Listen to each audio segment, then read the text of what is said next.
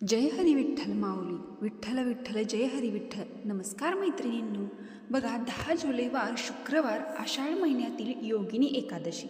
गुपचूप खा ही एक वस्तू छप्पर फाडकर होणार धनवर्षा. बघा, या दिवशी व्रत नाही केलं तरीही चालेल, परंतु ही एक वस्तू कुणालाही न सांगता गुपचूप जरूर खा. ही एक वस्तू खाल्ल्याने मात्र आपल्या जीवनामध्ये चाललेली सर्व समस्या, परेशानी यापासून सुटका मिळणार आणि आपल्या घरामध्ये भगवान श्रीहरी विष्णूंची कृपा आशीर्वादाने इतके धनदौलत प्राप्त होईल की तुम्ही सांभाळू शकणार नाही. येणाऱ्या 7 पिढ्यामध्ये बसून खाल. पितृदोष, राहुदोष, कालसर्पदोष सगळं दूर होईल. भक्तांनो, आपल्या सनातन परंपरेमध्ये एकादशीच्या व्रताला व्रताचा राजा म्हटले गेले आहे. एकादशी तिथी अत्यंत पवित्र आणि पुण्यकारक मानली जाते. 10 जुलै आषाढ महिन्यामध्ये येणारी योगिनी एकादशी खूप विशेष आणि फलदायी एकादशी मानली जाते, कारण या दिवशी व्रत आणि पूजा केल्याने बरोबरच ही एक गुप्त वस्तू खाल्ल्याने मात्र पुराणातील पुराण पाप नष्ट होते आणि मानसिक शांती प्राप्त होते. भक्तांनो, योगिनी एकादशीचे महत्त्व बघायला गेले तर योगिनी एकादशी व्रत खूप खास मानले जाते. जर कोणी भक्त श्रद्धा भक्तिभावाने हे व्रत करेल तर त्या भक्ताच्या सर्व इच्छा मनोकामना पूर्ण होतात. खास करून ज्या व्यक्तीला संतान प्राप्ती, वैवाहिक सुख आणि धनसंपत्ती इच्छा आहे त्या व्यक्तींना हे व्रत खूप लाभकारी मानले जाते. या दिवशी व्रत आणि पूजा करून व्यक्तीच्या सर्व पापापासून नाश होतो. त्या व्यक्तीला मोक्ष प्राप्त होते.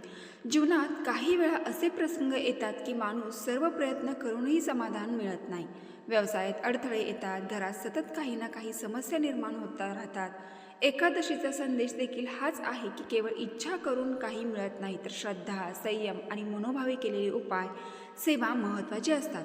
या दिवशी अनेक भक्त भगवान श्री हरी विष्णूंची पूजा करतात. सकाळी लवकर उठून स्नान करणे, स्वच्छ वस्त्र परिधान करणे, देवघरात दीप लावणे, भगवान श्री हरी विष्णूंना तुळशी अर्पण करणे आणि विष्णू मंत्राचा जप करणे अत्यंत महत्त्वाचे मानले जाते. सर्व इच्छा मनोकामना होतात.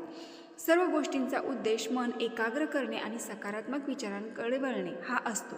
या पवित्र दिवशी केलेली प्रार्थना, दान, गोसेवा ही समजते की खरी शक्ती कोणत्याही गुप्त उपायात नसून सेवा, श्रद्धा आणि सातत्यपूर्ण चांगल्या कर्मामध्ये असते. योगिनी एकादशी व्रताबरोबर ही एक वस्तू खाल्ल्याने जीवनात सुख, समृद्धी, शांती प्राप्त होते आणि आपली समस्त मनोकामना पूर्ण होतात.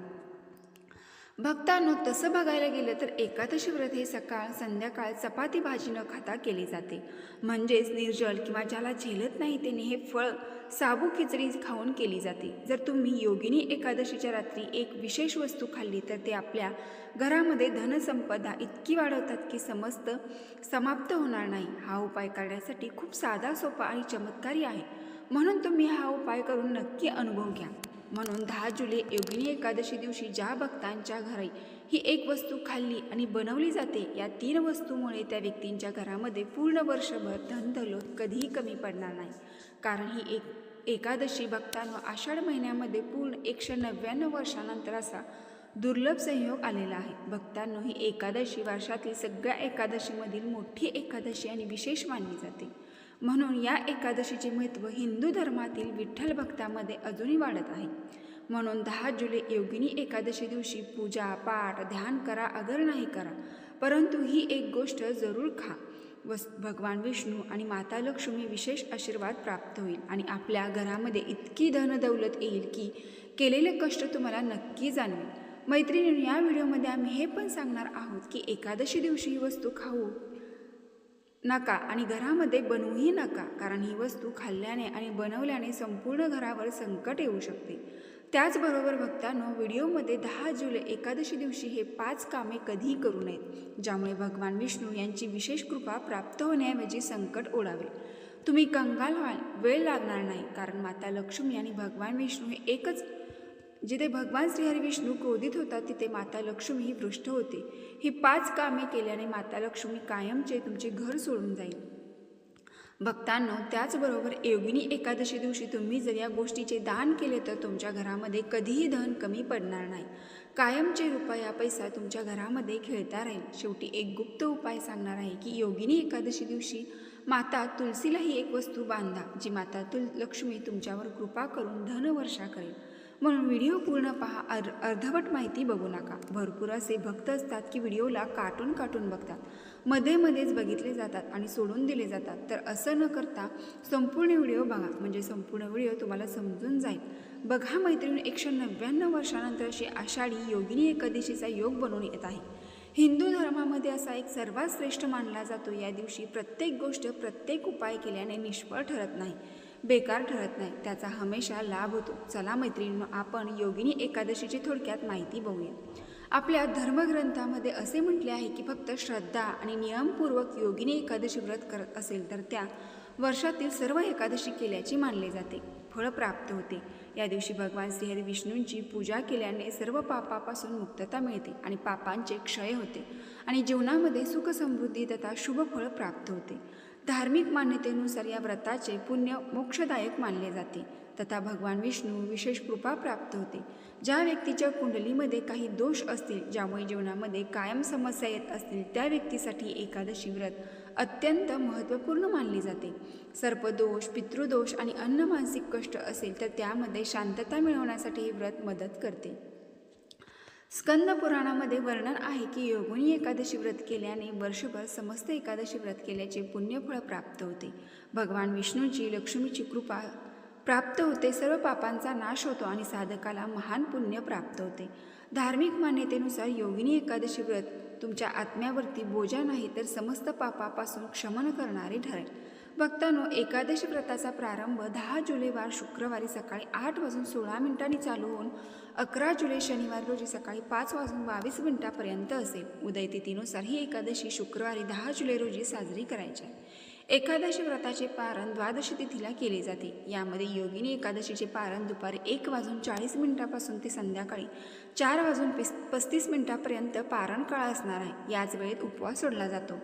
या एकादशीला पारण केल्यानंतर थोडेसे अन्न आणि मातीचा माठ दान जरूर करावा, कारण 51 यज्ञ केल्याचे पुण्यफळ लाभते. पितरांचा शुभाशीर्वाद मिळतो. योगिनी एकादशी दिवशी आपल्याला सूर्योदयाच्या आधी म्हणजेच ब्रह्ममुहूर्तामध्ये उठायचे आहे. स्वच्छ स्नान करून भगवान सूर्यदेवांना शुद्ध 1 लोटा जल अर्पण करावे. यानंतर व्रताचा संकल्प घ्यावा. संकल्प घेण्यासाठी आपल्याला उजव्या हातामध्ये थोडेसे जल आणि थोडीशी साखर घेऊन 3-4 वेळा ओम श्री विष्णवे नमः हा जप करावा. त्यानंतर तुमचे नाव, गोत्र आणि स्थानक्षेत्र नाव सांगून आपली इच्छा भगवान श्रीच्या चरणी समर्पित करावी आणि भगवान श्री हरी विष्णूंना प्रणाम करावा, जल अर्पण करावे. योगिनी एकादशी दिवशी पूजा विधी अशा पद्धतीने करावी. तुम्हाला एक अखंड फळ म्हणजे सफरचंद किंवा नारळ घ्यायचा आहे. तो गंगाजलाने शुद्ध करावा. त्यानंतर भगवान श्रीहरी विष्णूंची मूर्ती, फोटो असेल त्या मूर्तीसमोर ठेवा. जर तुमच्याकडे लाल धागा, पान, सुपारी, लवंग, विलायची असेल तर ते भगवान श्रीहरी विष्णूंसमोर ठेवावे. भगवान श्रीहरी विष्णूंना मनापासून धन्यवाद प्रतिष्ठा केली जाते, म्हणून भगवान श्रीहरी विष्णूंचे शुद्ध जलाने पंचामृताने अभिषेक करावा. त्यानंतर एक चंदनाचे तिलक, एक तुळशीचे पान अर्पण करावे. थोडेसे तांदूळ अर्पण करून धूप आणि शुद्ध गाईच्या तुपाचा दिवा प्रज्वलित करावा. त्यानंतर भगवान श्री विष्णूंसमोर हात जोडून 108 वेळा ओम नमो भगवते वासुदेवाय या मंत्राचा जप करावा. आपली मनोकामना पूर्तीसाठी एक भगवान हरीला पान अर्पण करावे. त्याच्यावरती 2 लवंगा, 2 विलायची, 1 सुपारी ठेवा. विडा भगवान श्री विष्णूंना अर्पण केल्यानंतर 11 वेळा ओम नमो भगवते वासुदेवाय नमः जप करावा. आपली जी कुठली इच्छा असेल ती श्रीहरी विष्णूंसमोर व्यक्त करावी. जर तुम्ही धनप्राप्तीसाठी ही पूजा करत असाल तर भगवान श्रींना धनप्राप्तीसाठी आशीर्वाद प्राप्त करून घ्यावा. त्यानंतर आरती करावी. शेवटी भोग अर्पण करावा, म्हणजे प्रसाद अर्पण करावा. चला मैत्रिणी, योगिनी एकादशी दिवशी कुठल्या गोष्टी करू नयेत बघूया. पहिली गोष्ट, योगिनी एकादशी दिवशी भक्तांनो कुठल्याही प्रकारे भांडण तंटे करू नये. या दिवशी मानसिक अशांती आणणे व्रताचा उल्लंघन केल्यासारखे आहे. व्यक्तीला या दिवशी शांत आणि संयमी राहिले पाहिजे. कुणाबरोबरही द्वेष या कडवाहाट करून बोलू नये, तसेच खोटेही बोलू नये, कारण हे व्रत उद्देशाच्या विरोधात आहे. दुसरी गोष्ट म्हणजे एकादशी दिवशी तांदूळ सेवन करू नये. धार्मिक मान्यतेनुसार तांदळाची उत्पत्ती भगवान श्री हरिविष्णूंच्या रोमामधून बनलेली आहे. बरोबर या दिवशी वांग्याचे सुद्धा सेवन करू नये असे वर्ज्य मानले जाते. तिसरी गोष्ट म्हणजे या दिवशी केस नखेही कापणे हे व्रताला कमजोर करते.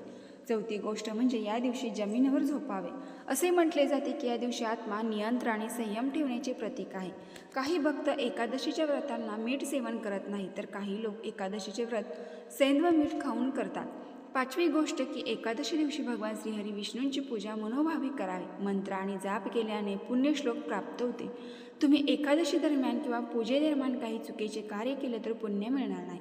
6वी गोष्ट म्हणजे या दिवशी कुठल्याही झाडाची पाने किंवा फुले तोडू नये असे सांगितले जाते. खास करून तुळशीचे पाने तोडून किंवा तुळशीला स्पर्शही करू नये. भगवान श्रीहरी विष्णूंना तुळस प्रिय आहे. एकादशीला तुळस अर्पण करावी, पण तिला आदल्या दिवशी तोडून ठेवावी. आता मैत्रिणी, योगिनी एकादशी दिवशी कुठली विशेष फळ आहे ते बघूयात. योगिनी एकादशीला सफरचंद जरूर खावावे. शास्त्रानुसार सांगितले जाते की भगवान श्रीहरी विष्णूंना भोग म्हणून हे सफरचंद फळ आवर्जून अर्पण केले जाते. जर आपण व्रत करत असाल तर त्या दिवशी आवर्जून हे एक फळ खाऊ शकता. हृदयाच्या आरोग्यासाठी चांगले आहे. रोगप्रतिकारक शक्ती वाढवून यकृत डिटॉक्स करते. त्यानंतर केळी ही श्रीहरींना अत्यंत प्रिय आहे. पपिता, टरबूज आणि मिठे अंगूर हे सुद्धा आवर्जून खावावे. हे व्रता दिवशी खाल्ल्याने भगवान श्रीहरी विष्णूंचा आशीर्वाद प्राप्त होतो आणि ते व्रत संपूर्ण होते असे म्हटले जाते. शास्त्रानुसार योगिनी एकादशी दिवशी सीताफळ सुद्धा जरूर खावावे. सीताफळ खाल्ल्याने 10 अशा बिमाऱ्या खत्म होतात. असे म्हटले जाते की एकादशी दिवशी सीताफळाचा आपल्या घरामध्ये प्रवेश होणे खूप मोठे शुभ मानले जाते. फक्त सीताफळ हे सूर्योदयाच्या अगोदर केव्हाही खा. हे खाल्ल्याने सुद्धा तुमचे व्रत पूर्ण होते असे म्हटले जाते, कारण माता सीता यांचा आशीर्वाद या फळातून मिळतो असे म्हटले जाते. भगवान श्रीरामाने वनवास भोगताना माता सीताला हेच फळ खाल्ले होते. म्हणून योगिनी एकादशी दिवशी विशेष करून हे एक फळ आवर्जून खा. यामुळे दुःखाचा सामना करावा लागणार नाही. यामुळे माता सीता प्रसन्न होते, त्यांचा कृपा आशीर्वाद प्राप्त होतो. परंतु मैत्रिणींनो, एकादशी दिवशी कांदा, लसूण आणि वांगे खाऊ नये असे विशेष म्हटले जाते. ते पुण्याऐवजी पापात एकादशी सामील होते असे म्हटले जाते. तसेच पॅकबंद लस्सी पिऊ नये असे म्हटले जाते. त्यामध्ये कितीतरी असे केमिकल मिक्स केलेले असते, कारण त्यामुळे आपले व्रत तुटले जाऊ शकते. जर तुम्ही घरच्या घरी फळांचा ज्यूस पिणार असाल तर त्यामध्ये चुकूनही मीठ टाकू नये, त्यामुळे व्रत तोडले जाऊ शकते. किंवा ज्यूसमध्ये तुम्ही बनवत असताना बर्फसुद्धा चुकूनही टाकू नका. शास्त्रामध्ये असे म्हटले आहे की ज्यूस बनवताना असाल तर ते साधेच बनवा. मैत्रिणींनो, एकादशी दिवशी अशा कुठल्या वस्तू आहेत त्या खाऊ नयेत. एकादशी दिवशी आंबट वस्तू कधीही खाऊ नयेत, जसे की आंबा, चिंच, लिंबू, दही आंबट असेल तर असे म्हटले जाते की आंबट वस्तू तामसिक गुणामध्ये येतात. यामुळे मानसिक स्थिती बिघडून नकारात्मक शक्ती प्रभाव पडते. धार्मिक दृष्टीने पदार्थाने शरीरामध्ये नकारात्मक ऊर्जा संचित असते. म्हणून एकादशी दिवशी आंबट पदार्थ खाल्ल्याने मानसिकतेवर प्रभाव पडू शकतो. दुसरी गोष्ट आहे मांसाहार. एकादशी दिवशी कधीही मांसाहार जेवण करू नये. मांसाहार जेवण केवळ शारीरिक दृष्टी हानिकारक नाही, तर आध्यात्मिक रूपामध्ये सुद्धा पापाला भागीदार बनवू शकतो. तामसिक गुण तुमच्या शरीरामध्ये वाढवतात आणि तुमच्या घरामध्ये मनामध्ये नकारात्मक गोष्टी असंतुलित होतात. तुम्ही या व्रतामध्ये केवळ तामसिक भोजन केले पाहिजे, सात्विक भोजन केले पाहिजे, ज्यामुळे सुद्धा शुद्धता आणि भक्तीच्या प्रतीक आहे. तिसरी गोष्ट साखर आणि मिठाई. योगिनी एकादशी दिवशी अत्याधिक साखर आणि मीठ हे सेवन करू नये. साखरेचा अधिक सेवन केल्याने शरीरामध्ये रजस आणि तामसिक गुण वाढतात, ज्यामुळे व्रताच्या विरुद्ध आहे. साखर आणि मिठाई सेवन केल्याने मानसिक स्थितीत प्रभावित होते, त्यामुळे व्रत संतुलित ठेवण्यासाठी त्रास होऊ शकतो. या दिवशी विशेष करून हलके मीठ फळ खावे, जसे की केळी, सफरचंद, नारळ अशा फळांचे सेवन करावे. परंतु आधी साखर आणि मिठाई सेवन करणे विशेष करून टाळावे. त्यानंतरची गोष्ट आहे कांदा, लसूण. एकादशी दिवशी कांदा, लसूण सेवन करू नये. हे 2 पदार्थ तामसिक गुणामध्ये भरपूर समावेश असतो. हे खाल्ल्याने व्यक्तीच्या मानसिक संतुलन स्थिर राहत नाही. शास्त्रामध्ये या वस्तूंना मांसाहारी भोजन जोडलेले आहे, त्यामुळे या वस्तूंना वर्जित मानलेले आहे. सेवन केल्यास भक्तांच्या भक्तीमध्ये अनेक विघ्न उत्पन्न होऊ शकतात, म्हणून या दिवशी हे सेवन करू नये. पाचवी गोष्ट आहे नशा. शराब, तंबाखू, गुटखा, मादक पदार्थ इत्यादी सेवन करू नये. हे पदार्थ शारीरिक आणि मानसिक स्वास्थ्य हानिकारक असतात. एक पवित्र आहे शेळी पदार्थ सेवन केल्याने शरीर आणि मन अशुद्ध होते आणि व्रताची पूर्ण फळ मिळत नाही. म्हणून या दिवशी अशा प्रकारच्या वस्तूंचे सेवन करू नये. यामुळे आपली भक्ती आणि शुद्धी निष्कलंक होईल. आता मी पहिल्यांदा तुम्हाला म्हटले होते की एकादशी दिवशी माता तुलसीलाही एक वस्तू अर्पण करा.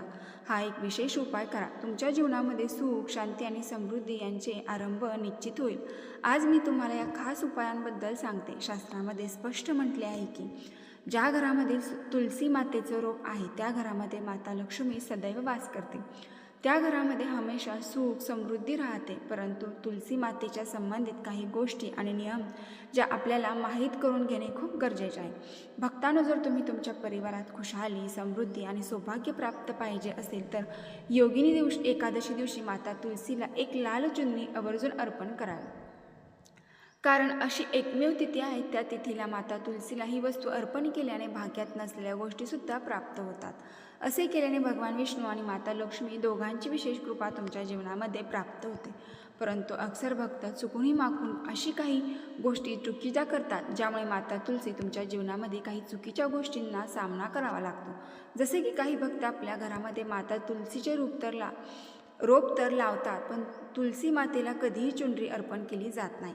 माता तुलसीला एकादशी दिवशी चुनरी अर्पण करणे खूप शुभ मानले जाते.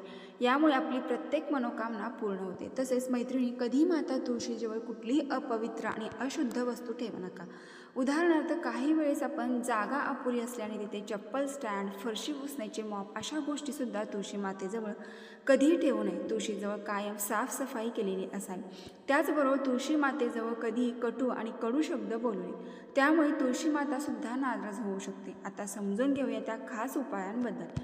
एकादशी दिवशी ब्रह्ममुहूर्तावरती उठल्यानंतर तुळशी मातेला स्पर्श न करता कुंडीमध्ये 1 रुपयाचं नाणं एका लाल कपड्यामध्ये बांधून त्यामध्ये दाबून द्यावे. असे केल्याने घरामध्ये धन आणि समृद्धी वाढत जाते आणि दारिद्र्य हळूहळू नष्ट होते. कारण तुळशी मातेला लक्ष्मी मातेचे वरदान प्राप्त आहे, त्यामुळे त्यांचा आशीर्वाद प्राप्त होतो. याशिवाय तुळशी माताला लांबून थोडेसे दूध अर्पण करावे.